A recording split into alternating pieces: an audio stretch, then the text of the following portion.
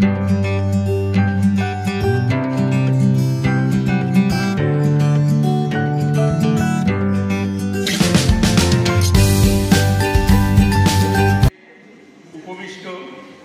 আমার শিক্ষক শিক্ষিকা মণ্ডলী এবং আমার সামনে আদরের ছাত্রছাত্রীরা ও আজকের বিশিষ্ট অতিথি ডক্টর ব্যানার্জি এবং ডক্টর পালি সবাইকে এবং ব্রেনওয়্যারের পক্ষ থেকে যে কর্তৃপক্ষরা এসছেন সবাইকে অভিনন্দন, শুভেচ্ছা, ভালোবাসা, প্রণাম জানিয়ে দু চার কথা বলছি। তোমরা জানো যে গোটা পৃথিবীর মধ্যে এখন সবচেয়ে উন্নত দেশকে আমেরিকা। সেই আমেরিকাতে কি ধর্ম চলে জানো? সবাই কি ধর্মাবলম্বী মানুষ বেশিরভাগ আছে? খ্রিস্ট ধর্মাবলম্বী। সেই খ্রিস্টদের মধ্যে দুটো মত আছে, একটা হচ্ছে প্রোটেস্ট্যান্ট, আরেকটা হলো ক্যাথলিক। এই ক্যাথলিকরা খুব গোঁড়া হয়। তোমরা অবাক হবে যে আজকের একবিংশ শতাব্দীতে এসেও সেই ক্যাথলিকদের মধ্যে 30% মানুষ আজও বিশ্বাস করে যে পৃথিবীকে কেন্দ্র করে সূর্য তার চারদিকে ঘুরে, এবং 9% আমেরিকার মতো দেশের মানুষ বিশ্বাস করে আজও যে চাঁদে, মঙ্গল গ্রহে আদৌ মানুষ কোনোদিন গেছে। এগুলো সব মিথ্যা প্রচার, অপপ্রচার আজও। তাহলে সচেতনতার দরকার আছে। আমাদের মধ্যে কেউ করে নাকি? তোমরা করো? কেউ বিশ্বাস করো না তো? তাহলে এই বিশ্বাসটা কিন্তু একদিনে আসেনি, এটার জন্য বহু পথ বেরোতে হয়েছে, কয়েক হাজার বছর। প্রথমে মানুষ জানতো ফ্ল্যাট সেন্ট্রিক মডেল, অর্থাৎ আর্থটা ছিল ফ্ল্যাট। এই পৃথিবীটা আমরা যেরকম সবাই মাটিতে যখন হাঁটি কি মনে হয় এই হাঁটতে হাঁটতে চলে যাবো, এরকমই সব জায়গায় ফ্ল্যাট থাকে। এই ধারণাটা 1000 বছর মানুষ বিশ্বাস করেছে। তারপরে মানুষের ধারণা একটু পাল্টালো যখন ক্যামেরা ফটো তোলা আবিষ্কার হলো। বললো না, পৃথিবীটা মনে হয় মাঝখানে আছে আর সবাই তার চারদিকে ঘুরছে। এই এলো জিওসেন্ট্রিক মডেল। অনেক বিজ্ঞানী তার মধ্যে ছিলেন। টলেমি বিশ্বাস করতেন, অ্যারিস্টটল বিশ্বাস করতেন। এনারা জানতেন যে এইভাবেই ঘুরে সবাই। তোমরাও যদি মনে করো কোনো ফাঁকা নদীর পাড়ে একটা ক্যামেরা বসিয়ে দিয়ে আসো, দেখবে সমস্ত গ্রহগুলো এইভাবে ঘুরছে পৃথিবীর চারদিকে, ছবিটা পাবে সন্ধে পর্যন্ত।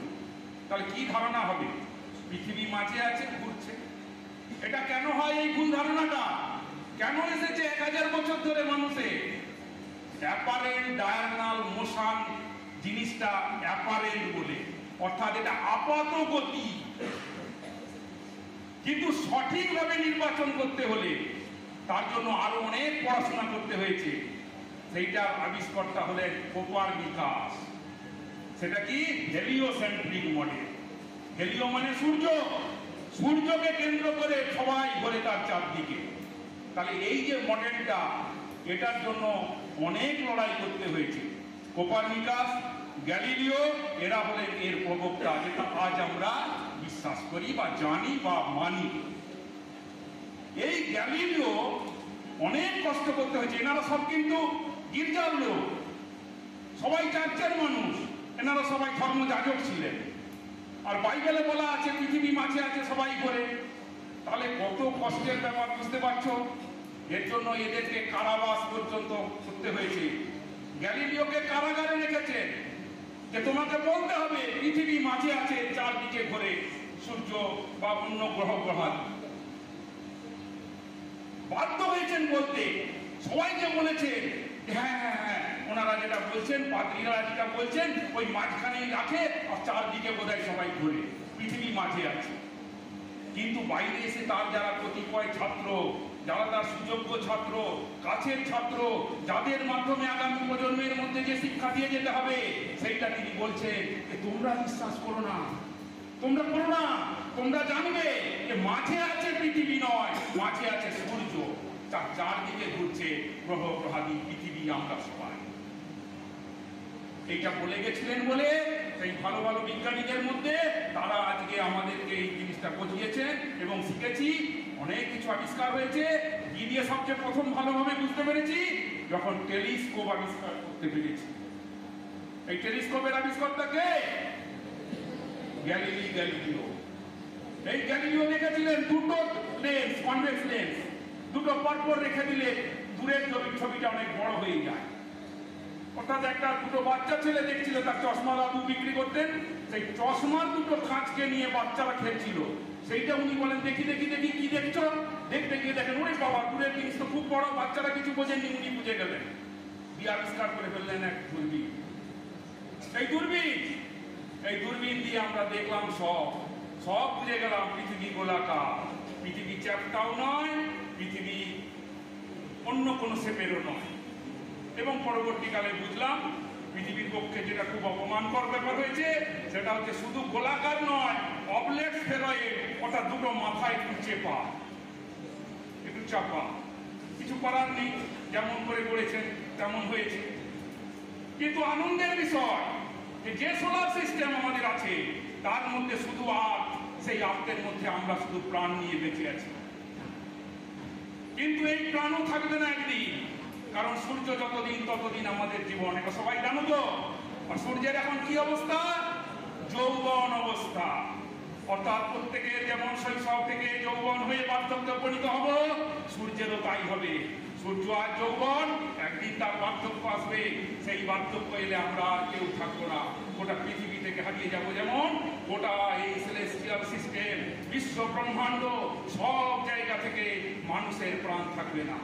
কিন্তু তবুও আমরা মানুষ হিসেবে সব কিছু না জানতে পারলেও আশায় আছি যে আরো কোনো গ্রহে যদি আমাদের মতো বা আমাদের যে উন্নততর মস্তিষ্কওয়ালা কেউ থাকে তাদের সঙ্গে যোগাযোগ করার জন্য সংস্থা গড়ে উঠেছে সেটি, সার্চ ফর এক্সট্রাটেরেস্ট্রিয়াল অবজেক্ট। তাদেরকে খুঁজে বের করা হচ্ছে কিসের মাধ্যমে? পালসের মাধ্যমে। পালসা দপদপ করে সেই কম্পাঙ্কগুলোকে ধরবো আমরা। কোথায় ধরবো?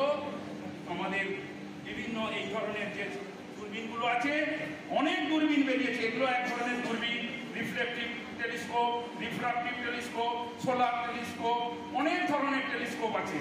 সেটা দেখাবে, ছবি দেখবে তোমরা। সেই সবের মাধ্যমে আমরা যদি বুঝতে পারি। এই পালসার আবিষ্কার করেছেন আমাদের কলকাতারই মানুষ, Calcutta university head of the department of mathematics Mrinal Kanti Dasgupta. তার আবিষ্কার পালসার গোটা পৃথিবীর লোক জানে। যে জায়গা থেকে এনারা এসেছেন, কাভালুর, সেই কাভালুর সম্বন্ধে দু একটা কথা বলি, তোমাদের খুব ইন্টারেস্ট হবে। গোটা পৃথিবীর মধ্যে আমাদের সেকেন্ড কাছে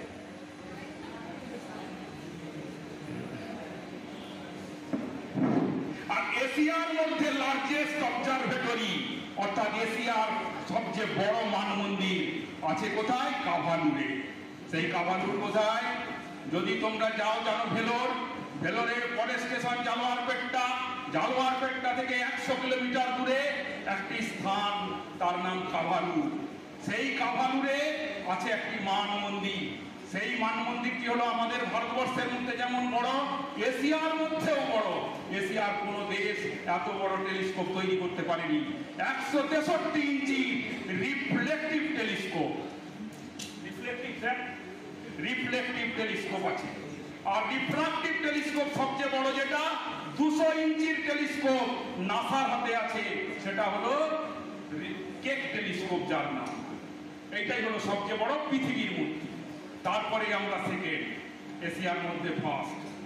এই টেলিস্কোপটির নাম হলো ডক্টর ভেনু বাপ্পু টেলিস্কোপ।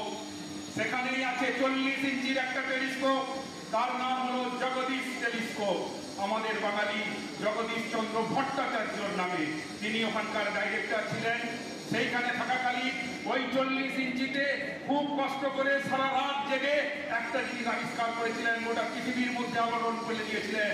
সেটা হলো জুপিটারের রিং, অর্থাৎ বৃহস্পতির রিং। সবাই জানো শনির বলয় আছে, কিন্তু বৃহস্পতিরও যে বলয় আছে সেটা আবিষ্কার করেছেন কাভালুরে আমাদেরই এক বাঙালি বঙ্গজ সন্তান, তার নাম জগদীশ চন্দ্র ভট্টাচার্য। তার নাম অনুসারে সেই রিংটার নাম জগদীশ রিং। বৃহস্পতির অধীন আছে।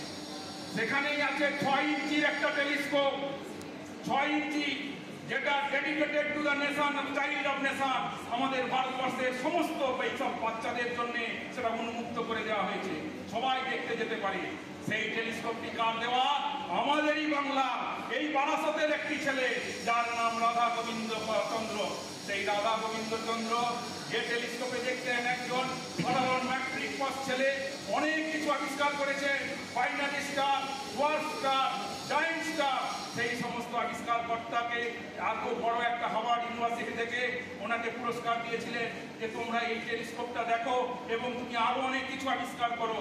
তিনি করেছিলেন বৃদ্ধ বয়সে, যখন 90 বছর বয়স, আর তিনি ওটা কিছু করতে পারছেন না, ব্যবহার করতে পারছেন না। তিনি তখন আমাদের প্রধানমন্ত্রীর কাছে গিয়ে বললেন যে এইটা তুমি যে কোনো কাজে লাগিয়ে দাও, আমি আর এসব নিয়ে কিছু করতে পারবো না। তখন তিনি বললেন যারা তোমাকে দিয়েছে হার্ভার্ড ইউনিভার্সিটিকে এটা ফেরত দিয়ে দাও। উনি হার্ভার্ড ইউনিভার্সিটিতে চিঠি লিখলেন, হার্ভার্ড ইউনিভার্সিটি বললেন আমরা আর নেব না, ভারতবর্ষকে দিয়েছি, তোমরা তোমাদের দেশের যারা উন্নত, যারা যে সমস্ত ছেলে এইসব নিয়ে ইন্টারেস্টেড, তাদের কাজে লাগাবার জন্য এটা ব্যবহার করো। তখন ভেনুবাবু, আমাদের ডিএসটির director, department of science and technology, সেখান থেকে তিনি বললেন ঠিক আছে এটাকে রেখে দাও, আমাদের এই প্রতিষ্ঠানে ভারতবর্ষের আগামী দিনে যেসব ছেলেমেয়েরা আসবে, যারা ভারতবর্ষের মুখ উজ্জ্বল করবে, এই অ্যাস্ট্রোনমির জগতে যারা প্রধানতা রাখবে, তাদের জন্য এটা উন্মুক্ত করে দাও, সব ছেলে এটাকে দেখুক। সেই নিয়ে সেখানে এই টেলিস্কোপটা আছে, সেটা এখন বর্তমানে সোলার টেলিস্কোপে কনভার্ট করা হয়েছে। তোমরা যাবে, তোমাদের জন্য ফ্রি, তোমরা শুধু চিঠি লিখবে যে আমরা একটু দেখবো, এইসব জিনিস দেখতে পাবে। সেই রাধা গোবিন্দ চন্দ্র এক বিখ্যাত মানুষ, তিনি অনেক কিছু আবিষ্কার করেছেন। বাইনারি স্টার কি বলবো, কত রকমের জিনিস, ভ্যারিয়েবল স্টার। বাইনারি স্টার কি? আমরা যে সমস্ত তারাকে দেখি রাতের আকাশে, শুধু সিঙ্গেল স্টার, একজনই মনে হচ্ছে, কিন্তু সেটাকে যদি ভালোভাবে পর্যবেক্ষণ করি দেখবো সে একা নয়, তারা দুজন। যেমন সপ্তর্ষি মণ্ডলে দেখবে বশিষ্ঠ বলে একটা তারা আছে, জানো সবাই? সেই বশিষ্ঠকে খালি চোখে দেখা যায় একা, কিন্তু যদি তুমি একটু ভালো চোখে বা যদি টেলিস্কোপ দিয়ে দেখো, দেখবে আরেকটি তারা আছে তার পাশে, তার নাম Arundhati.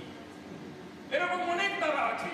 Variable star, Mira, splendour of light যার নাম, সেই মীরা 264 দিন অন্তর সে তার আলোর উজ্জ্বলতা ক্রমশ বাড়তে বাড়তে অনেক বাড়ে, আবার কমতে কমতে ফেন্ট থেকে ফেন্টার থেকে ফেন্টেস্ট হয়ে যায়, ব্রাইট ব্রাইটার ব্রাইটেস্ট, ফেন্ট ফেন্টার ফেন্টেস্ট।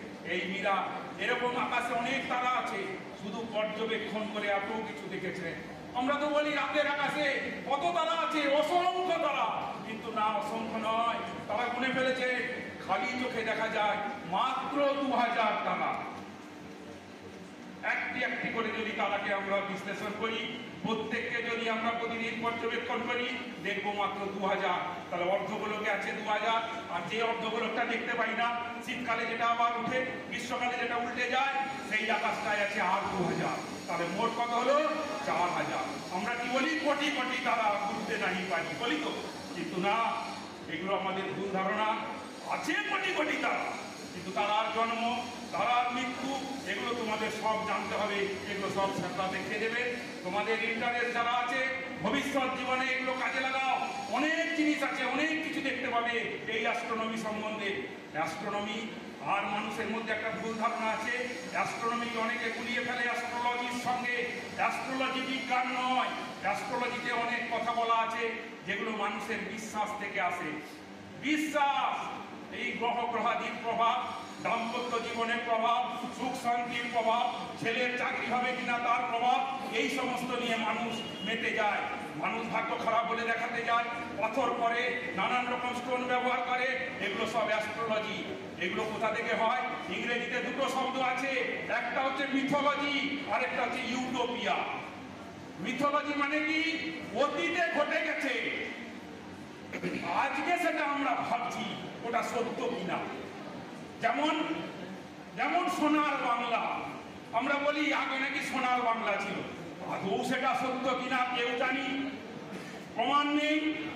কিন্তু আমরা যদি পরবর্তীকালে ভবিষ্যতে যেটা ঘটবে, আজকে যদি সেটা ভাবতে পারি, যেমন সূর্যের মৃত্যু হবে, পৃথিবী চলে যাবে, মানুষ থাকবে না, এইটা হলো ইউটোপিয়া। তাহলে মিথোলজি ইউটোপিয়া বোঝা গেল। এই ধরনের জিনিস আছে, তোমরা শুধু বুঝবে নিজেদের মাথা খাটিয়ে।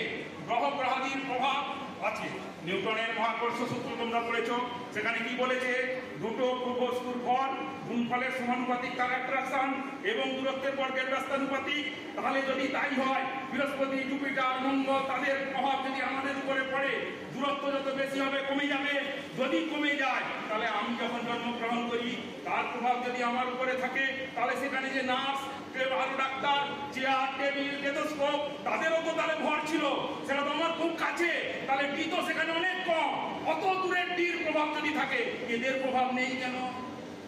একবারও তো চিন্তা করি না। দুজন যমজ সন্তান কয়েক সেকেন্ডের মধ্যে তফাৎ জন্মায়, কিন্তু ভাগ্যের দেখা যায় বিরাট তফাৎ। দেখেছি, এই ঘটনা দেখেছি। তাহলে অ্যাস্ট্রোলজি বিজ্ঞান নয়, অ্যাস্ট্রোনমিটা বিজ্ঞান। অ্যাস্ট্রোনমি জ্যোতির্বিদ্যা, আর সেটা হলো জ্যোতিষবিদ্যা। মনে থাকবে তফাৎটা। জ্যোতিষবিদ্যা সায়েন্স নয়, জ্যোতির্বিদ্যা সায়েন্স। তাই জ্যোতির্বিদ্যা পড়াশোনা করতে হবে, জ্যোতিষবিদ্যা পড়ে কোনো লাভ নেই। মানুষের ভাগ্য মানুষই নিয়ন্ত্রণ করে, তো সব ঠিক নয়। এই কথা বলে আজকের অনুষ্ঠানের সফলতা কামনা করে দুটার কথা বললাম। যদি তোমাদের কাজে লাগে ভবিষ্যৎ জীবনে, কোনো আগ্রহ, অনুপ্রেরণা পেয়ে থাকো, সেটাই হবে আমার জীবনের আজকের দিনের অনুষ্ঠানের সার্থকতা। এই বলে আমি আমার বক্তব্য শেষ করব।